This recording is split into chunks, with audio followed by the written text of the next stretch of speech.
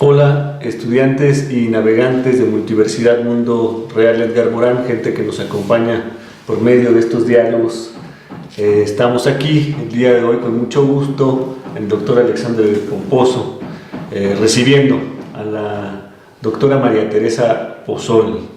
Voy a permitirme leerles la ficha técnica. María Teresa Pozzoli es pedagoga y académica en diversas universidades.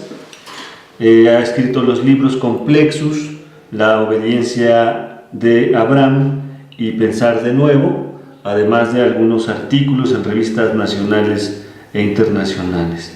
Es sociopsicóloga, magíster en Psicología Social por la Universidad de Arcis y magíster en Ciencias de la Educación por la Universidad París 12, Francia, doctor en Ciencias del Desarrollo Sustentable por la Universidad de Guadalajara y dirige actualmente el Instituto de Pensamiento Complejo en Santiago de Chile, además de ser miembro de la Cátedra UNESCO de Educación en Derechos Humanos Harald Edelstam. Bienvenida, doctora. El motivo de esta reunión es para tratar acerca de su más reciente libro y derivar sobre aquellos puntos que consideremos relevantes. Le cedo la palabra. Muy bien, bueno, para mí es un grato honor estar aquí en la Universidad Edgar Morán del Mundo Real, que siempre ha sido un referente fundamental para la actividad del instituto, para la mía personal, en lo más profundo. Y bueno, aquí estamos presentando en México mi cuarto libro, Arte, Belleza y Espiritualidad desde el Pensamiento Complejo, que es el producto de la decantación, de la catalización de muchos años de trabajo, de muchas reflexiones, de muchas búsquedas personales, de profundas búsquedas existenciales, que en la medida que ha ido pasando el tiempo, uno en el afán de ser más consistente entre lo que escribe y lo que habla, lo que escribe y lo que vive, pude reunir en este libro un conjunto de unos 25 capítulos de ensayos en los cuales se hace una compilación de una manera multidimensional de entender el mundo desde los principios básicos de la complejidad, entendiendo que a partir de la división artificial que Descartes hace de las ciencias objetivas, de las ciencias del espíritu, hemos quedado desde allí en adelante fragmentados en nuestras necesidades, en nuestras búsquedas de ser seres más integrales, y por lo tanto los que nos hemos formado, como los que estamos aquí con los colegas en el ámbito universitario, en el racionalismo positivista, como es la fuente de todas nuestras disciplinas de origen, siempre hemos tenido esta parte desvinculada, ¿no es cierto?, de lo que es la búsqueda espiritual, de lo que es nuestro afán por tomar contacto con los temas del arte, la estética, el tema de la belleza, que son un gran alimento para el espíritu y para el alma, y que están vedadas dentro de lo que son los marcos rígidos de cómo se escribe un artículo científico. Por ejemplo, uno no puede hacer alusión a determinadas imágenes o a determinadas palabras porque connotan, ¿no es cierto?, algo que ya significa entrar en los terrenos de la subjetividad. Entonces quedan descalificados y quedan apartados, digamos, de los análisis que generalmente se hacen en el mundo de la academia. Entonces, por un lado, este libro es el producto, digamos, de un largo camino que yo recorrí, no solo como profesional, como hace muchos años aficionada al pensamiento complejo. Después empecé a profundizar y a estudiar y a producir, digamos, acciones concretas para difundir el pensamiento complejo en el ámbito de la academia, pero uno como habiendo sido formada como socióloga, tiene muy presentes las reglas del método científico, las reglas del método sociológico de Emil Durkheim. Entonces, muchos años yo no escribí, y no escribí porque sentía que no tenía nada importante para decir, nada novedoso para decir, y empecé a escribir grande. Mis 4 libros, digamos, son escritos en los últimos 14 y 15 años. Ahora está tengo que editar el 5.º libro, que es La conciencia llega tarde, pero digamos que a partir del Pensar de nuevo, Ensayos de pensamiento complejo, que es mi libro anterior, en adelante, pasando por hay una búsqueda de que el mismo acto de escribir sea el relato de un proceso con un afán de una gran consistencia, en donde la producción del libro está hecha desde la idea de la complejidad. De hecho, los editores, los imprenteros, les costó mucho entender que el libro se estaba entregando en su matriz de una manera muy diferente a como ellos están acostumbrados a producir en serie. Primero porque en su conformación tiene, digamos, es una especie de mosaico, es como reúne mucha poesía, reúne muchas imágenes que en su capacidad sintética de referirse a determinados conceptos que son mucho más difíciles de explicar con palabras objetivas, digamos, ¿no? Aquí se trabaja mucho con el tema de la paradoja, con la metáfora, por justamente la capacidad que la metáfora tiene para poder explicar elementos, conceptos, fenómenos que son más áridos para ser captados por nuestra racionalidad, ¿no? Nuestra inteligencia ciega, en las palabras de Morán, está educada de una forma en que tiene dificultades para enfrentarse a la ambigüedad que de pronto es propia de la paradoja y de la metáfora.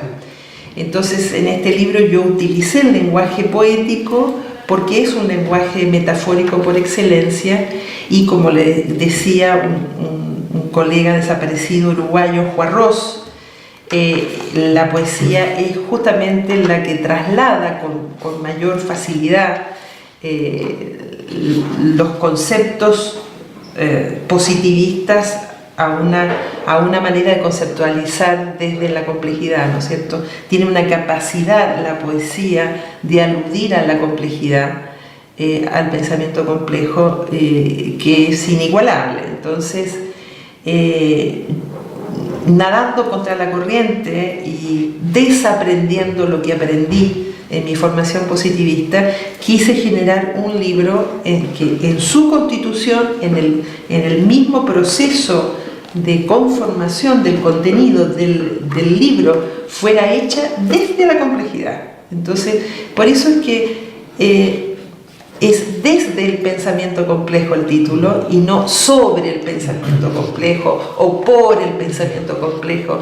Está escrito desde la vivencia de la complejidad, desde la vivencia cotidiana de la complejidad, y lo que justamente busca es mostrar una cantidad de situaciones de la vida cotidiana que muchas veces es poco perceptible para nuestra razón demacrada, enjuta, fragmentada, simplificada, formada en este paradigma reductor desde el cual venimos todos nosotros. Entonces ha sido un desafío hacerlo, porque tiene la estructura de un mosaico. No hay, digamos, un relato lineal. Es un libro que uno lo puede tomar sorpresivamente y que el azar defina en qué momento en qué lugar abrió el libro y se ofrece una lectura, sin que ello implique romper ninguna estructura previa necesaria para su lectura.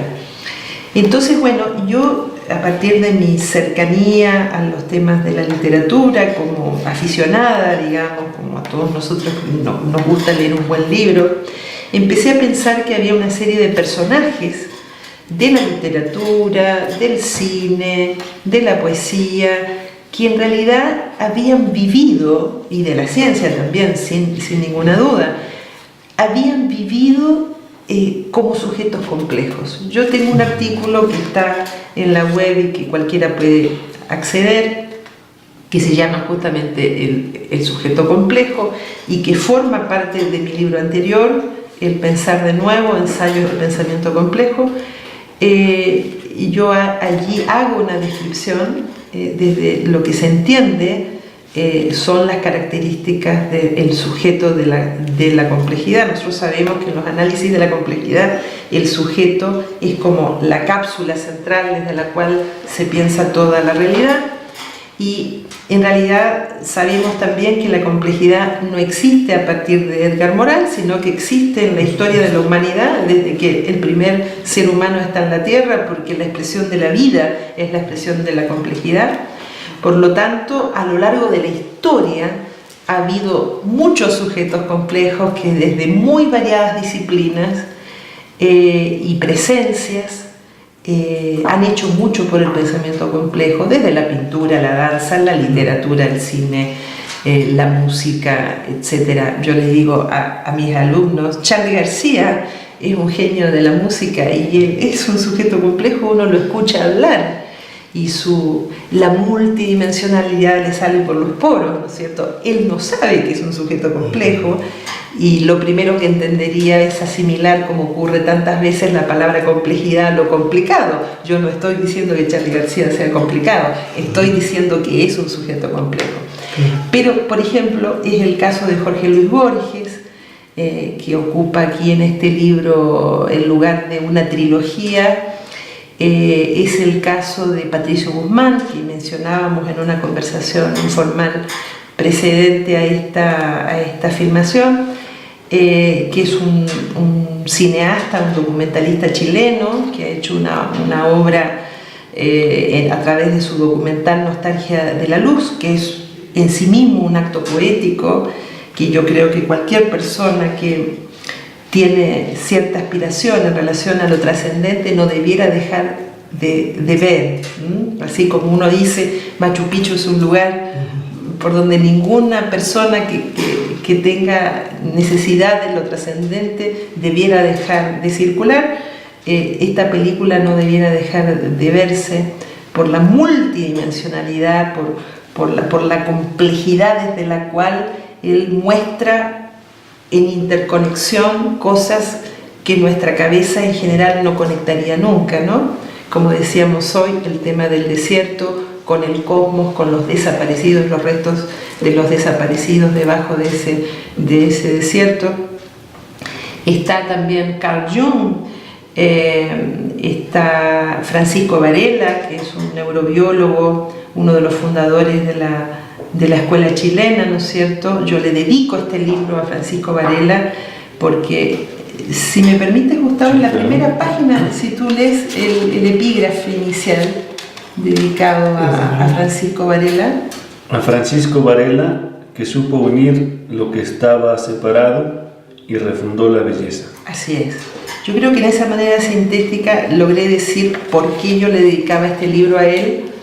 Él no es tan conocido en la cultura media, digamos, chilena, se lo conoce más a Humberto Maturana, pero justamente como en este libro hay muchos elementos sobre el tema de la relación entre complejidad y espiritualidad, hay una pasada por el sufismo, por el budismo, como perspectivas del mundo de la filosofía y de la existencia que nos acercan y donde están presentes el pensamiento complejo desde lo milenario, digamos, ¿no es cierto? Entonces es un libro donde está la ciencia, pero está la ciencia articulada en un puente con la espiritualidad, que eso es algo que Francisco Varela hizo porque él cuenta justamente, y yo hago referencia en el libro, que estando en México, curiosamente, en Cuernavaca, él tiene un sueño que le pareció develador y que lo fue empujando desde el ámbito de lo científico, desde el racionalismo más crudo, digamos, lo fue empujando a la práctica de la meditación.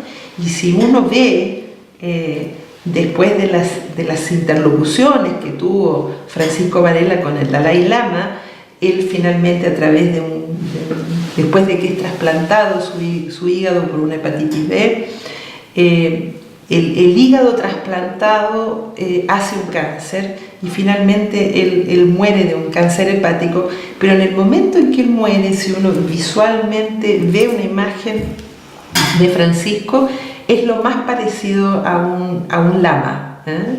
Él tuvo una transformación no solo de su corazón, de su cabeza, sino también de su espíritu, y fue una transformación integral. Entonces él hizo esta articulación entre ciencia y espíritu, y tenemos que agradecérselo todos los ciudadanos del mundo que creemos realmente que estos dos grandes ámbitos de la expresión de lo humano nunca debieran haberse separado. Entonces, parte de nuestras insatisfacciones, de nuestras patologías colectivas de la frustración, si pudiéramos llamarlo así, tienen que ver con esta ausencia en nuestra vida cotidiana de la relación con lo espiritual. Y es una concepción de lo espiritual que no es la que usualmente tenemos desde lo institucional religioso, sino que a través de hechos muy pequeños de la relación con la naturaleza, en cosas muy sutiles, uno puede tener una experiencia de la belleza, una experiencia de la estética que a uno le recrea en el alma y lo enriquece en su integralidad. Entonces uno se refunda como sujeto complejo desde la relación que puede ser provocada por el solo acto de estar observando algo natural, ¿no? Entonces creo que es un libro que hacía falta. El maestro Morán, cuando se enteró que yo había escrito sobre la estética de la complejidad, que es uno de los capítulos, así se llama, la estética de la complejidad, sentí el honor de su comentario, le pareció que era algo que hacía falta escribir, y creo que el libro viene a rellenar cierta laguna del conocimiento, no porque no haya colegas que no hayan pensado en esto, pero de lo que está publicado, creo que modestamente es un pequeño aporte que estamos haciendo a recrear el pensamiento complejo en aspectos y en ámbitos que no estaban tan explorados, ¿no? Sí, la verdad es que bueno, me conmueve en el sentido de que entiendo muy bien desde mi trinchera personal, siendo mi primera formación como físico. Yo cuando llegué al doctorado con Prigogine, pues llegué convencido de lo que cualquier físico medianamente decente debía pensar, a saber que las cosas son como yo digo que son. Es decir, si yo digo esta taza es blanca y se acaba, no hay más que discutir, ¿sí? Basta con que sea verificable, Nunca había caído yo en la cuenta de que una buena parte, posiblemente todos nuestros discursos científicos son tautológicos. Yo no había caído en la cuenta de eso. Fue Ilya Prigogine quien me abrió los ojos al ponerme frente a mí la evolución creadora de Bergson, y me movió todo el esquema. Yo entré en una crisis terrible para mayor regocijo de Prigogine, porque era ese el punto. Decía, como dice el fenómeno francés Michel Henry, ¿sí? ¿Qué pasó cuando Galileo decretó de una manera unilateral que el diálogo con la naturaleza tenía que recurrir al discurso matemático, que la lengua de la naturaleza es la matemática? Y lo tomamos a pie juntillas. Ahora, lo más impresionante es que toda la ciencia determinista que se generó a partir de ahí ha dado una cantidad exorbitante de frutos. Indudable. Eso es indudable. Pero llevaba un gran problema de inicio, de origen, a saber que en el contexto de la descripción del mundo, aquel que hace la descripción está definitiva y automáticamente excluido. Así es. Es una forma alienante del pensamiento que, al eliminar al que piensa, al sujeto cognoscente, automáticamente elimina también el espíritu. El sujeto no tiene nada que decir porque se considera que es un peligro incluirlo con sus veleidades en el mundo. ¿Cuál es el peaje que hemos tenido que pagar después de más de 3 siglos de estar pensando así? ¿Qué es, como usted bien dice, lo que nos metieron por debajo de la puerta subliminalmente en nuestras formaciones básicas y demás, a todos, ¿no? Y después nos ha tomado el resto de nuestra existencia y saliendo de ahí poco a poco, ¿no? Y eso los que hemos tenido la suerte de entrar en contacto con ciertos personajes o pensamientos. Bueno, pues que definitivamente el mundo real exige la presencia del espíritu en la realidad. No solo yo soy hecho por la realidad, no solo yo hago realidad, yo soy realidad. Y en ese sentido, bueno, pues una buena parte de ese discurso originalmente galileano, ¿verdad?, y suscrito por un montón de genios después, a lo largo de los siglos, queda en entredicho.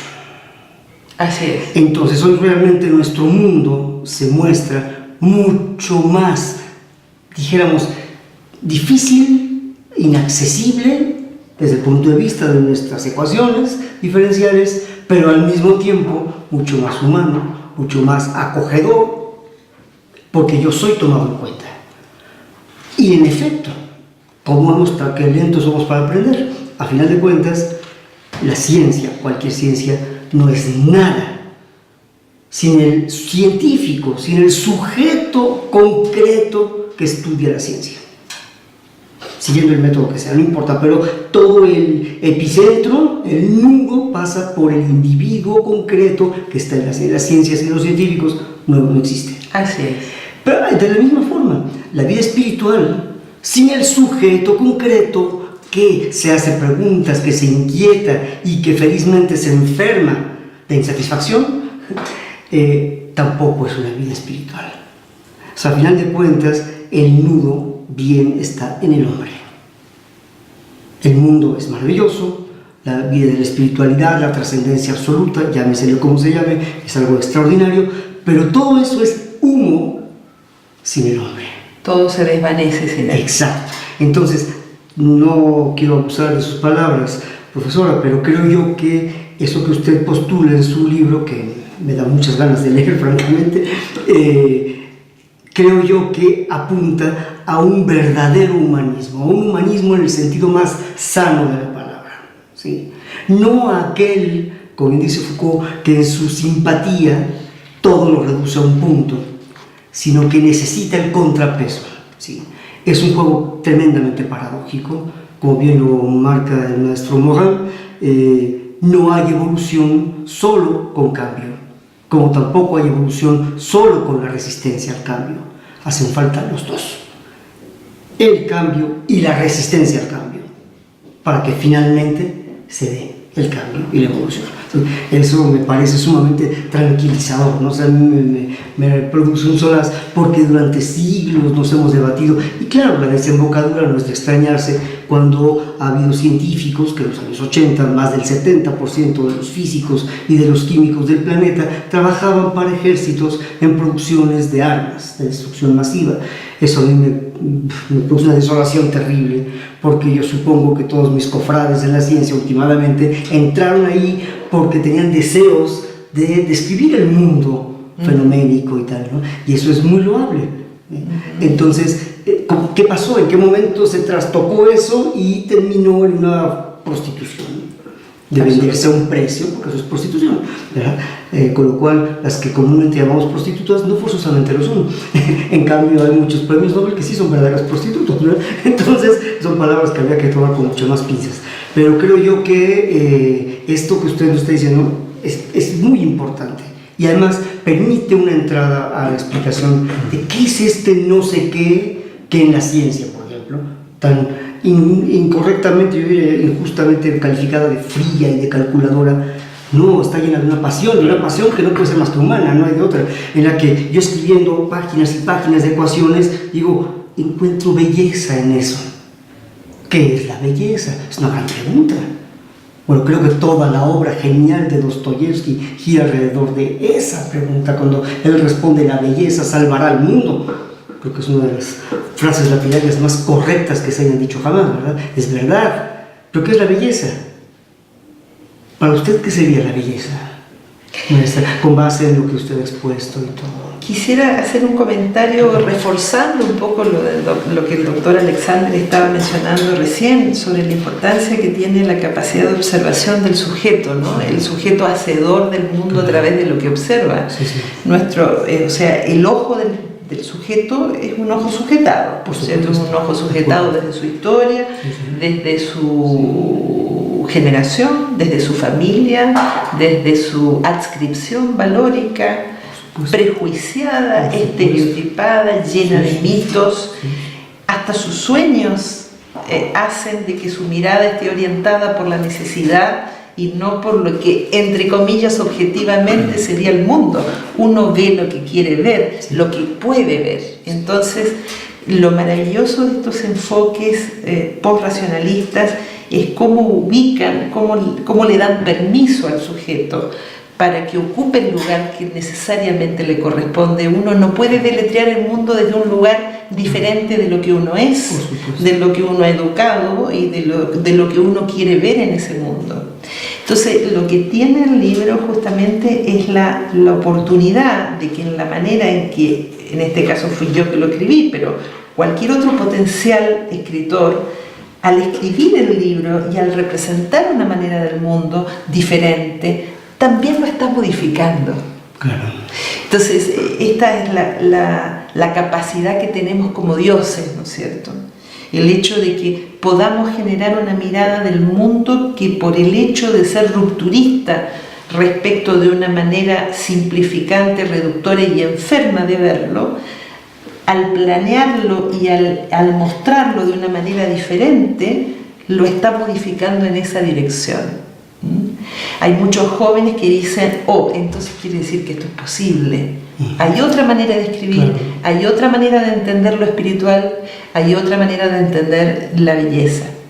Entonces, hay unos párrafos en este libro, hay un capítulo que tiene el mismo nombre que el libro, que se llama Arte, Belleza y Espiritualidad. Yo ahí muestro unas escenas de una película que a mí me conmovió mucho, American Beauty, en donde un joven está conversando con una amiga y él estaba ensayando con su máquina de video y le dice, ¿sabes que en el horror de lo que me toca vivir a mí en mi familia, porque él tenía un padre muy descalificador, autoritario, etcétera, muy descarnada su relación con su padre, que su alma se había salvado por el hecho de que él había podido filmar con su máquina de video una bolsa plástica que alguien había botado por el aire en una calle y el viento había comenzado a mecerla.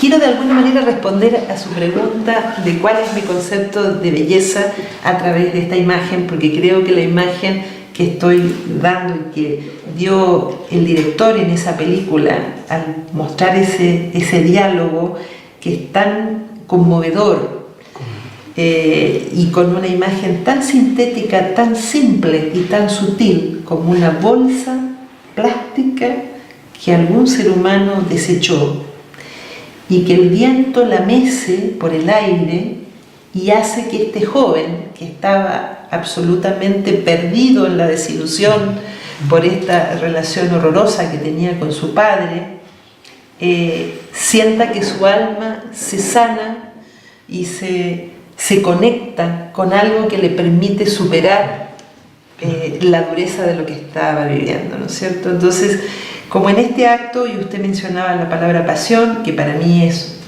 algo indisociable de la docencia y de la cosmovisión que puede tener un científico o de la cosmovisión que puede tener un bailarín clásico que le dedica 20 horas del día a ejercitar sus movimientos, ¿no es cierto? Solo la pasión mueve el mundo y en la pasión uno encuentra belleza, ¿no es cierto?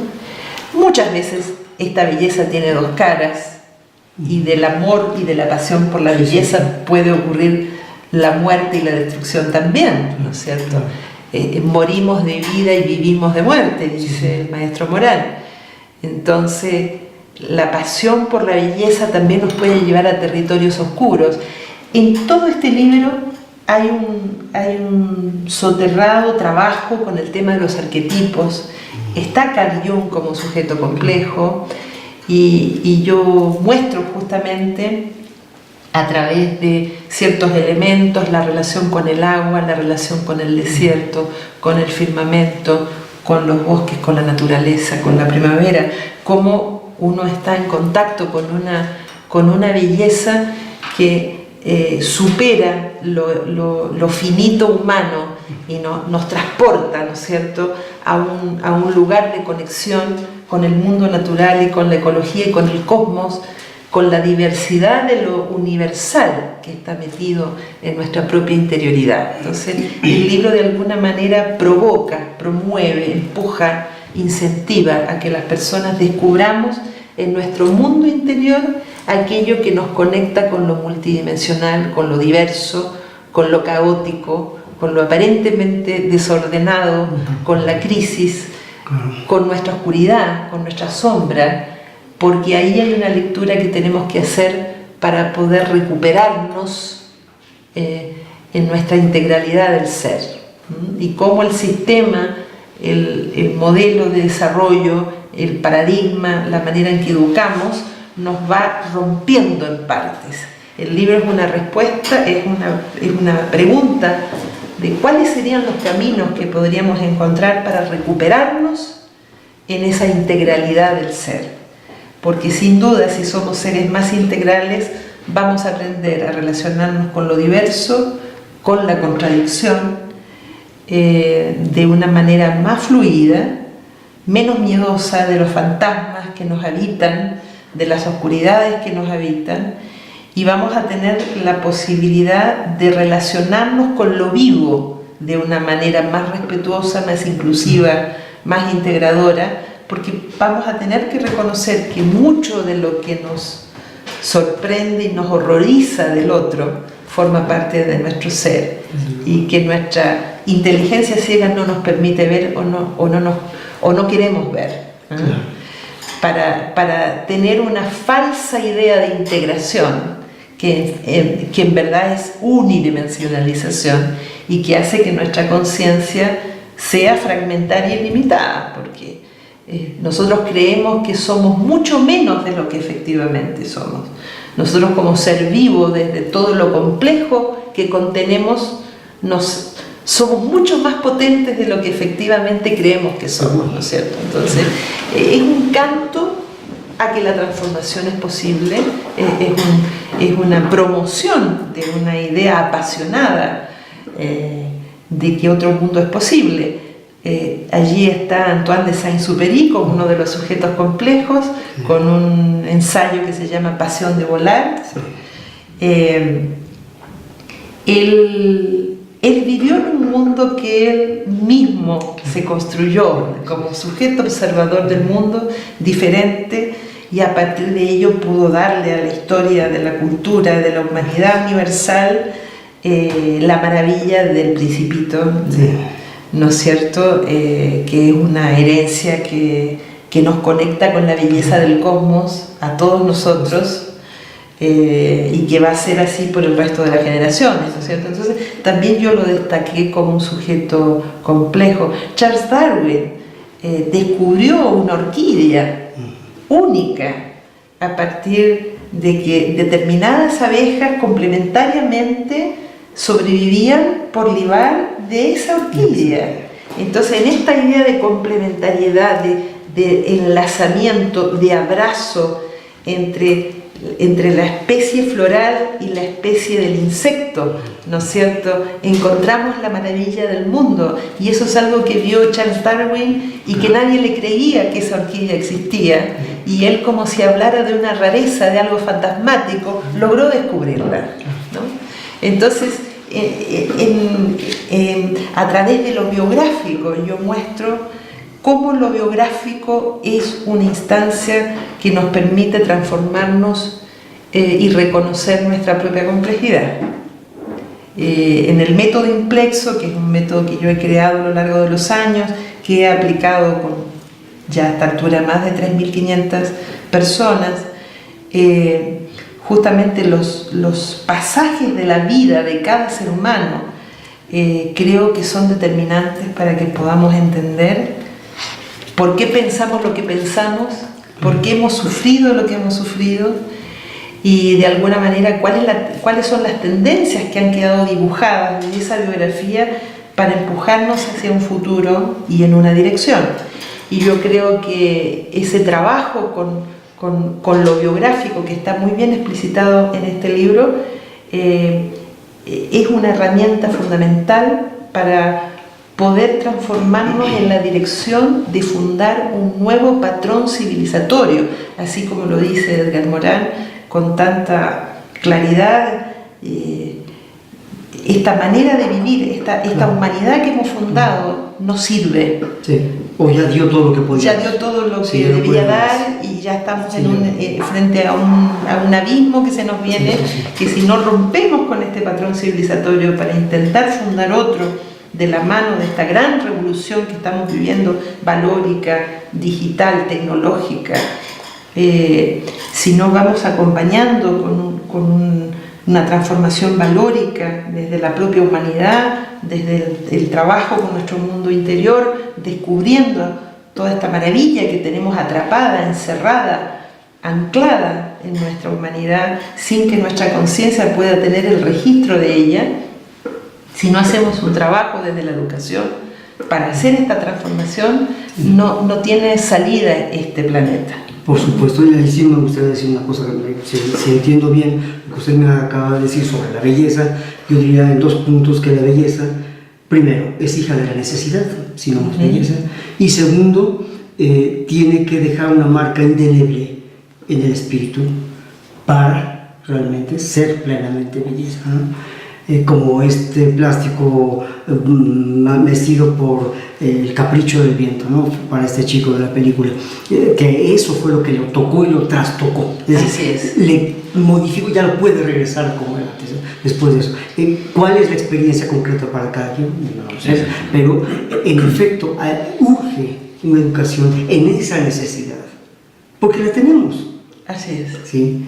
Tengo un amigo que dice, bueno, es que los que están lejos, y tú quién es, o yo, quien sea, para decir quién está cerca y quién está lejos. En realidad todos estamos cerca, pero se nos ha olvidado, somos infelices porque se nos olvidó que éramos dichosos, ¿sí? Y es importante recordar esto, y esto desde luego es a través de una educación que no puede ser lineal, como se ha venido haciendo, tiene que ser de otra manera, ¿sí? Como dice el maestro Mohan, también precisamente en la pertinencia. Es tan difícil, es posiblemente una de las cosas más difíciles de la existencia humana, ser pertinente, ser oportuno. Uf, qué difícil es ser oportuno, para decir, para callar, para hacer, para no hacer, pero en fin, que como nos cuesta, es un arte dificilísimo, ¿verdad? Pero bueno, probablemente por eso la poesía. Un equilibrio inestable, ¿no? Claro, permanente. Posiblemente por eso la poesía es la ciencia más precisa. Así es. Que ha emanado de la mano humana, porque es capaz de decir lo indecible. Así es. De alguna forma, cosa que ni la matemática puede. Claro. Cuando no hay palabras, ¿no? Claro. Cuando no hay palabras, hay un verso de una poesía que lo puede decir mejor. Sí. Hay una palabra que a mí me ofrece muchos elementos para intentar acercar a personas que no han escuchado hablar de complejidad ni de pensamiento complejo, particularmente para la pedagogía, que es la palabra prudencia. La palabra prudencia tiene un origen etimológico cercano a providencia y que significa ponerse de frente a, ¿no? O salir de frente a. Pero en la imagen que produce la palabra prudencia, en asociación con su otra palabra hermana que es providencia, hace un juego de preparación y de acción, ¿no?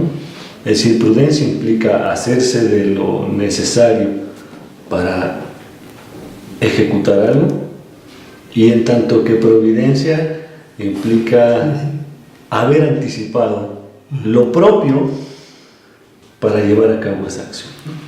En ese movimiento, ¿no? En ese movimiento me parece que está el juego, cuando menos en lo pedagógico, de los elementos por recuperar, con los sujetos, de cara a esa belleza que portamos como seres humanos, esa capacidad de mirar en lo exterior, hacernos de eso exterior y traducirlo como algo que nos dice a nosotros también, ¿no? Que va en el mismo sentido de lo que estaba hablando de la belleza, ¿no? Ser prudente no es ser temeroso, ¿no? Y ser alguien con la capacidad de la providencia en los términos más modestos posible no implica la anticipación exacta de lo que habría de ocurrir, sino implica un acto de humildad de cara al reconocimiento de tus capacidades frente a cómo te exige la realidad, ¿no? Y ahí hay un juego muy bonito en lo que yo escuchaba, que resultó ser congruente con esta palabra que yo suelo aumentar, para hablar de la implicación del sujeto con el mundo y cómo hay una palabra que hace llamado, que nos implica en términos de detenernos a observar el mundo y después a movernos en el mundo, y que tiene un efecto de religación, de, entre comillas, religiosidad en el término más sencillo, si lo quieres. Sí, bueno, Aristóteles, Tomás de Aquino consideraron que la virtud capital era la prudencia. La virtud capital uno pensaría, no, la ciencia, no. Sí, sí. Es la prudencia, y los escultores medievales lo representaban como un individuo con una cara hacia adelante y otra cara hacia atrás. Sí. Es muy interesante esa iconografía, pero porque en efecto, sí, la ciencia, a final de cuentas, siempre ha jugado al profeta, pero muchas veces ha apostado unilateralmente sobre esta faceta del profeta que pretende predecir el futuro. Esa es una, y posiblemente la menos importante. El profeta es ante todo un hombre inmensamente realista, que conoce muy bien las condiciones de su momento y aspira antes que nada a estar dispuesto a recibir lo que viene. Y ese es el mejor sentido de la providencia. Lo que te hace falta, cuando te hace falta. Muy cercana a la providencia con la pobreza, en el mejor sentido. Sí. Cualquier otra postura no es pobreza, es miseria. Claro.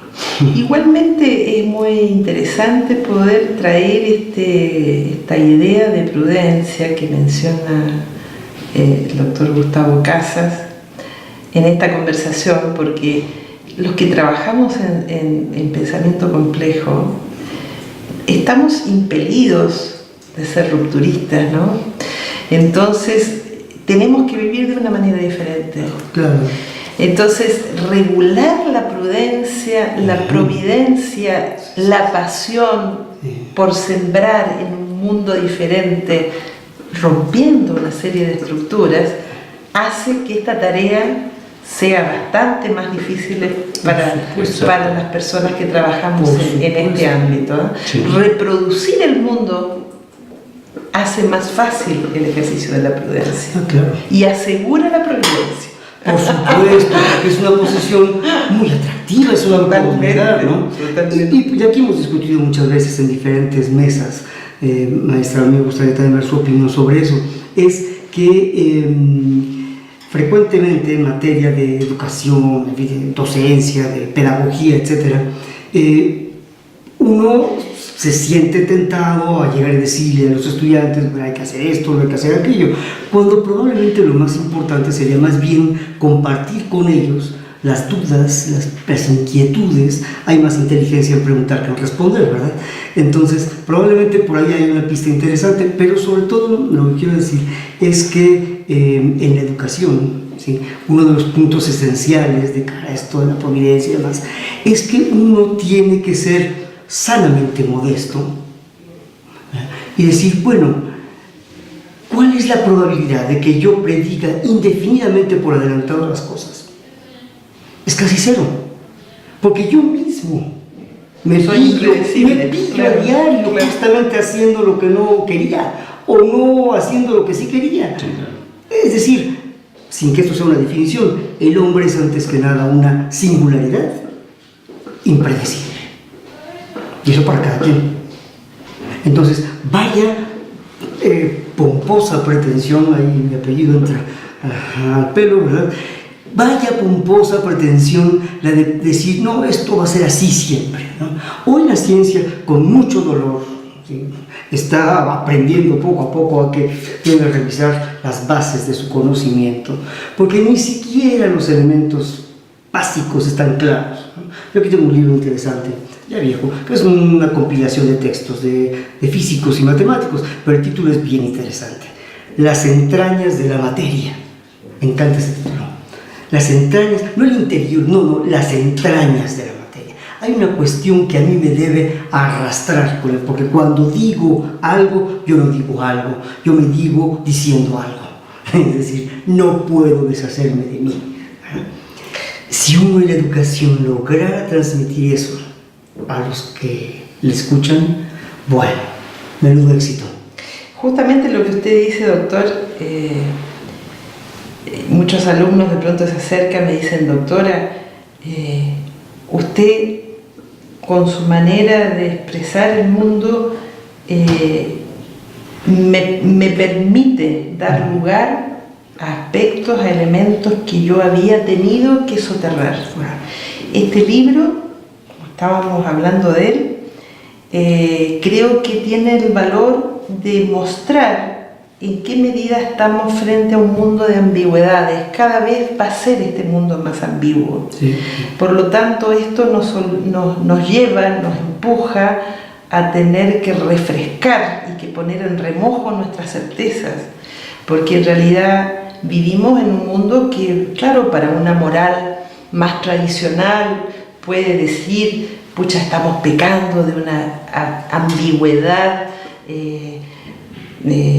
poco definida en lo sexual, tanto en la ropa, la manera de usar el pelo, sin duda, como aparecen las nuevas generaciones, esa moral se rigidiza y se aproblema, ¿no es cierto?, porque nuestro mundo cada vez va a ser más ambiguo. Entonces, en este libro hay un llamado justamente a prepararnos para enfrentarnos a ese mundo que cada vez nos muestra que estamos en terrenos de las paradojas. Claro. Y que nuestras rigideces cognitivas nos impiden poder atravesar por este mundo de una manera más sana, porque las personas más inseguras psicológicamente son aquellas que solo se segurizan desde la rigidez, por lo tanto son muy reticentes a lo ambiguo y son los que van empujando los movimientos que van retrasando el cambio, justamente. Entonces, en este libro yo creo que hay una provocación para entender la importancia que la ambigüedad tiene en la constitución del propio ser. Ya lo había dicho Jung, nosotros somos conformados por el ánima y el animus, en realidad, y es la cultura la que nos empuja a una identidad sexual caracterizada por la estereotipia, ¿no es cierto? Pero en realidad somos las dos cosas, somos ángeles y somos demonios. Soy lo que quiero ver en el espejo, pero soy lo que me esmero en ocultar cada día para que no se note y no se vea. Entonces, este libro yo creo que de alguna manera nos va llevando de la mano a entender que tenemos que aceptar la ambigüedad de afuera y la ambigüedad de adentro, porque eso es lo que somos, y en la medida en que lo aceptemos vamos a poder estar más integrados y menos fragmentados, y nuestra conciencia menos fragmentada.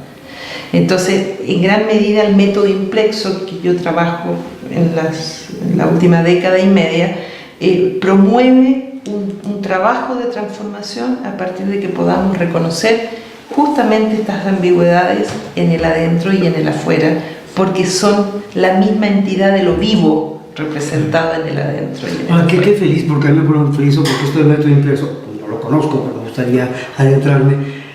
Está muy en el mismo tenor de esto que yo vengo trabajando desde hace también año y pico, sobre el poliglotismo epistémico. Es decir, nosotros todos, científicos, artistas, filósofos, etc., todos aspiramos, y es normal, a una unificación. Eso está bien, eso es un deseo sano, porque eso lo que dice tácitamente es que necesitamos alguna forma de referente. No podemos hacer lo que hagamos sin algún referente.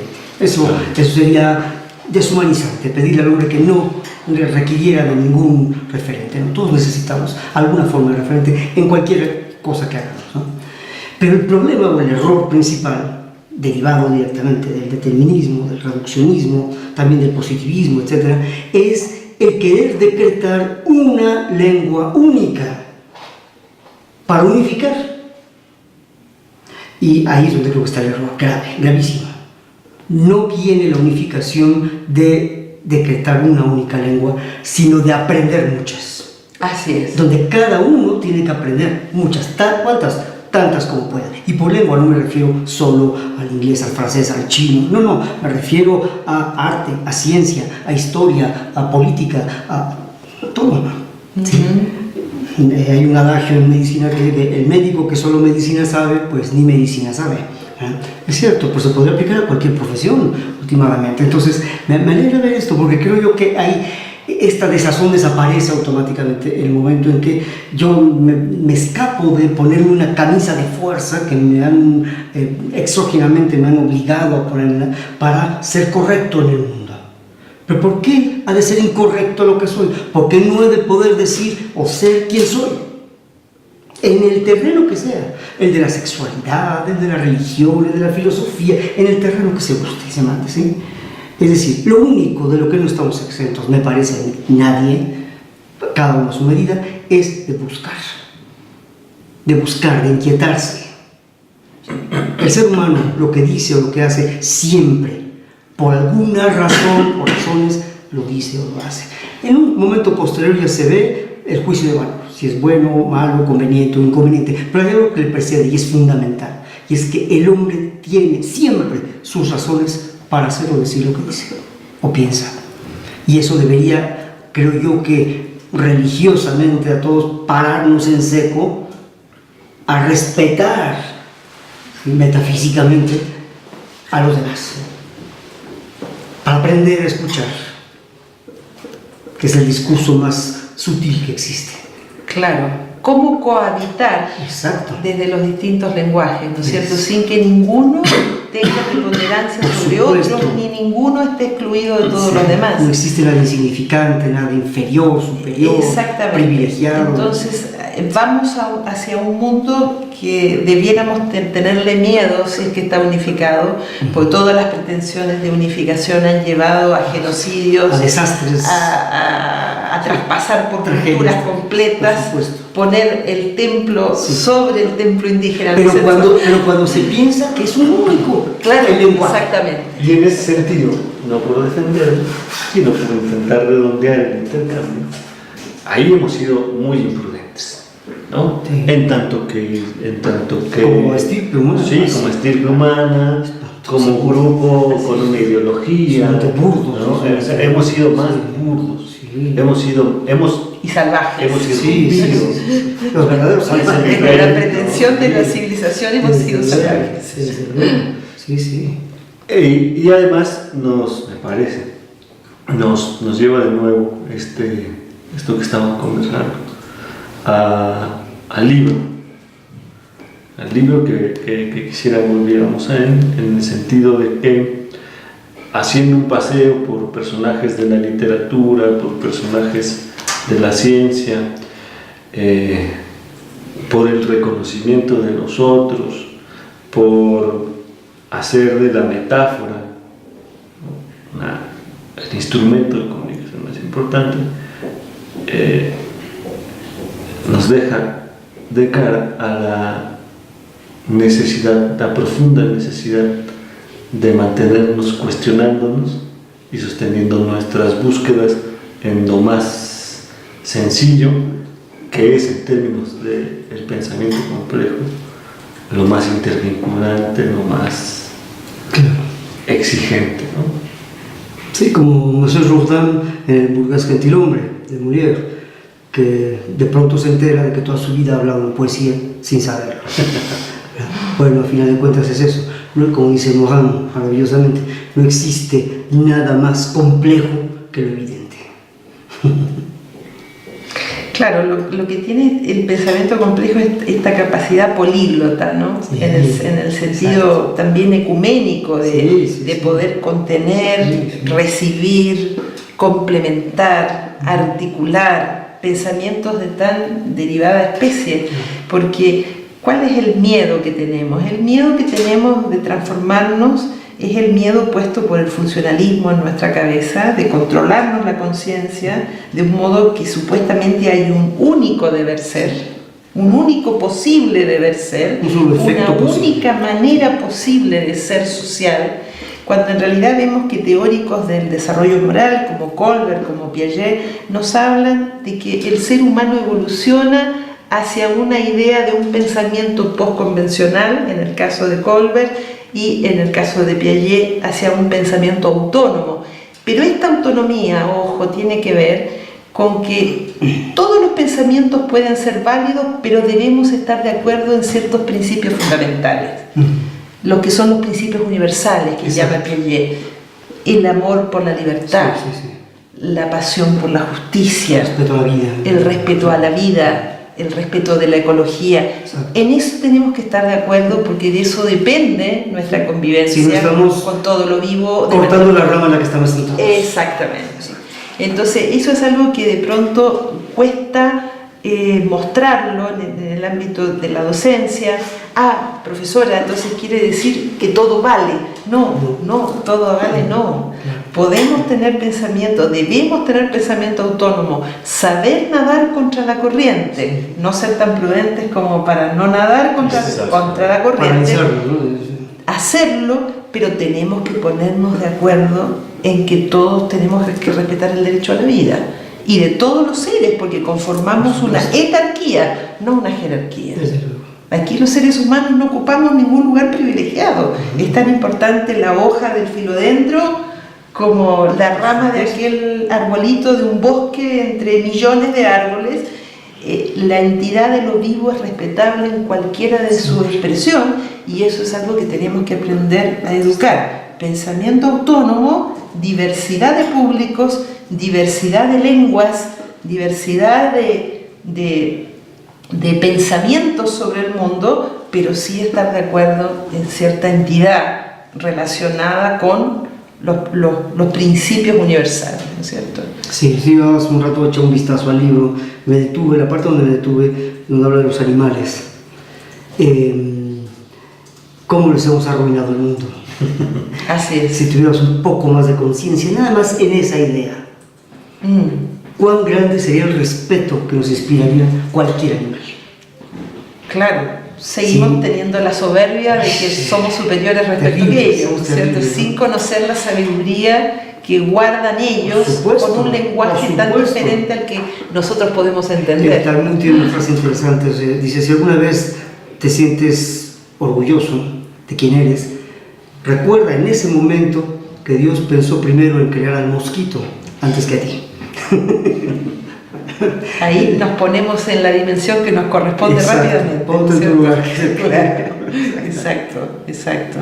Así que bueno, ojalá que el libro, entre los estudiantes que están en México y los que tienen el tino de acercarse a esta universidad, pudieran conocer el libro más en su profundidad. Quizá lo que pudiéramos hacer es tener algunos artículos que recreen un poco el contenido, ¿no es cierto? Porque claro, pero puede generar muchísimos debates muy ricos. Sí, toda la temática que está ahí, infinitos, y su tratamiento. Muchos más de lo que se me pudieron haber ocurrido. Pero ya con eso que está ahí, ya de ahí salen un montón de cosas interesantes. Claro. Así que estará entonces, ¿no? Para todos aquellos que tengan a bien cuestionar, preguntarnos por el libro, abierta la posibilidad de comunicarse con nosotros, y el agradecimiento infinito, doctor, de nueva cuenta, por permitirnos que sabroso esto, francamente, que fortunado. Ha sido muy rica esta conversación por su presencia y por la presencia de Gustavo, justamente. Muchas gracias, doctora, por acompañarnos en la Multiversidad. Gracias de nueva cuenta. Estaremos por aquí. Gracias a ustedes.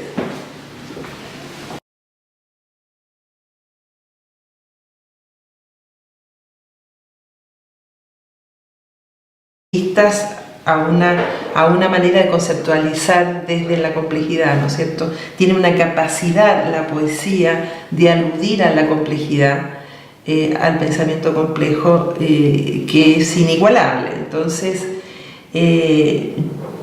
nadando contra la corriente y desaprendiendo lo que aprendí en mi formación positivista, quise generar un libro que en su constitución, en el mismo proceso de conformación del contenido del libro, fuera hecha desde la complejidad. Entonces, por eso es que es desde el pensamiento complejo el título y no sobre el pensamiento complejo o por el pensamiento complejo.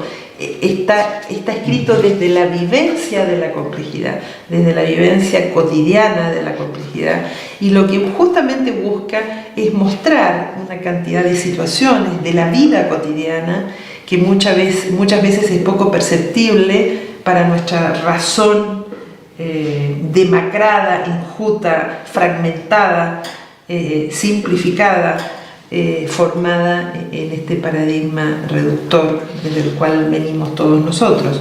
Entonces ha sido un desafío hacerlo porque tiene la estructura de un mosaico. No hay, digamos, un relato lineal. Es un libro que uno lo puede tomar sorpresivamente y que el azar defina en qué momento en qué lugar abrió el libro y se ofrece una lectura, sin que ello implique romper ninguna estructura previa necesaria para su lectura.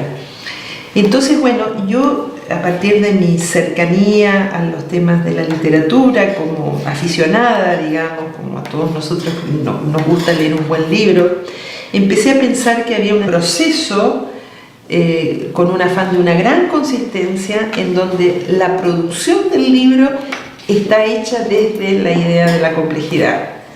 De hecho, los editores, los imprenteros, les costó mucho entender que el libro se estaba entregando en su matriz de una manera muy diferente a como ellos están acostumbrados a producir en serie. Primero porque en su conformación tiene, digamos, es una especie de mosaico, es como reúne mucha poesía, reúne muchas imágenes que en su capacidad sintética de referirse a determinados conceptos que son mucho más difíciles de explicar con palabras objetivas, digamos, ¿no? Aquí se trabaja mucho con el tema de la paradoja, con la metáfora, por justamente la capacidad que la metáfora tiene para poder explicar elementos, conceptos, fenómenos que son más áridos para ser captados por nuestra racionalidad, ¿no? Nuestra inteligencia ciega, en las palabras de Morán, está educada de una forma en que tiene dificultades para enfrentarse a la ambigüedad que de pronto es propia de la paradoja y de la metáfora. Entonces, en este libro yo utilicé el lenguaje poético porque es un lenguaje metafórico por excelencia, y como le decía un colega desaparecido uruguayo, Juarros, la poesía es justamente la que traslada con mayor facilidad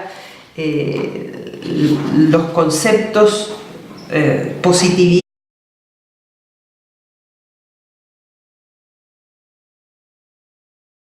Hola, estudiantes y navegantes de Multiversidad Mundo Real Edgar Morán, gente que nos acompaña por medio de estos diálogos. Estamos aquí el día de hoy con mucho gusto, el doctor Alexander Pomposo, recibiendo a la doctora María Teresa Pozzoli. Voy a permitirme leerles la ficha técnica. María Teresa Pozzoli es pedagoga y académica en diversas universidades. Ha escrito los libros Complexus, La obediencia de Abraham y Pensar de nuevo, además de algunos artículos en revistas nacionales e internacionales.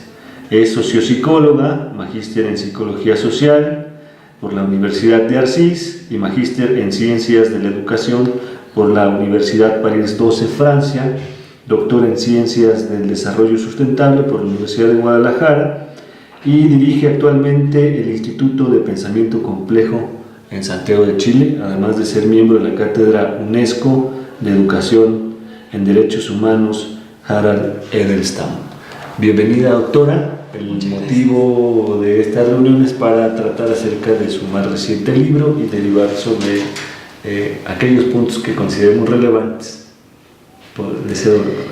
Muy bien, bueno, para mí es un grato honor estar aquí en la Universidad Edgar Morán del Mundo Real, que siempre ha sido un referente fundamental para la actividad del instituto, para la mía personal, en lo más profundo. Y bueno, aquí estamos presentando en México mi cuarto libro, Arte, Belleza y Espiritualidad desde el Pensamiento Complejo, que es el producto de la decantación científica. Por ejemplo, uno no puede hacer alusión a determinadas imágenes o a determinadas palabras porque connotan, ¿no es cierto?, algo que ya significa entrar en los terrenos de la subjetividad.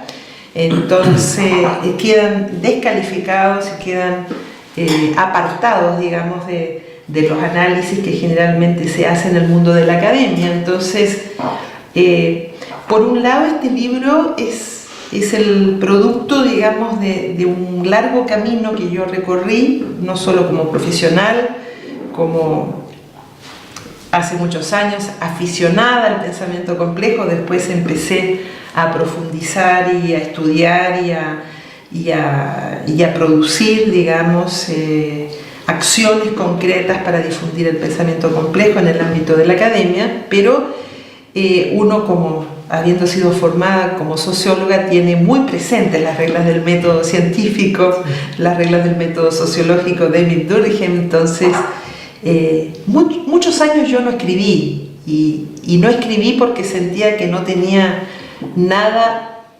importante para decir, nada novedoso para decir, y empecé a escribir grande. Mis 4 libros, digamos, son escritos en los últimos 14, 15 años.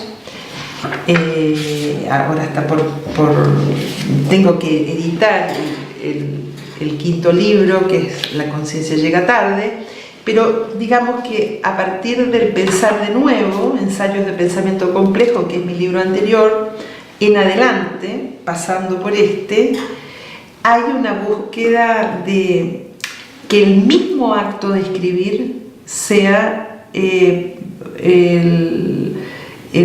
relato de la catalización de muchos años de trabajo, de muchas reflexiones, de muchas búsquedas personales, de profundas búsquedas existenciales, que en la medida que ha ido pasando el tiempo, uno, en el afán de ser más consistente entre lo que escribe y lo que habla, lo que escribe y lo que vive,